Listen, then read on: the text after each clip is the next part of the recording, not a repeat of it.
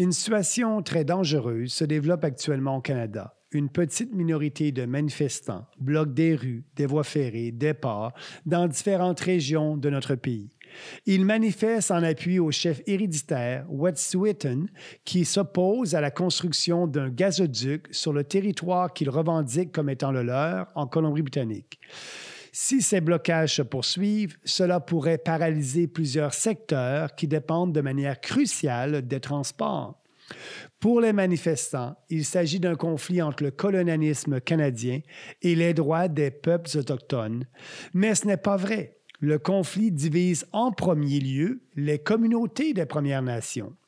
Les 5 conseils de bande élus, Wet'suwet'en, en appuient. Ils appuient la construction d'un gazoduc. Leur communauté va en bénéficier. Il apportera des emplois et du développement économique. Seuls les chefs héréditaires s'y opposent. Ces chefs font peut-être partie d'un système traditionnel de gouvernance autochtone, mais c'est une façon réactionnaire de gouverner une communauté et une société qui date d'il y a des siècles. Nous ne pouvons pas lui donner une légitimité politique.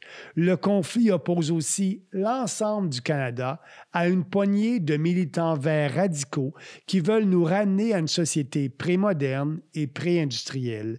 Ils veulent qu'on arrête d'exploiter nos ressources naturelles. Ils veulent que notre économie s'effondre parce qu'ils pensent que c'est ce qu'il faut pour sauver la planète. Le Canada est un pays moderne et démocratique, fondé sur la primauté du droit.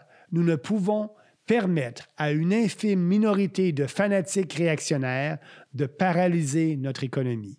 Ou bien nous pouvons dire au revoir à notre paix sociale et notre prospérité.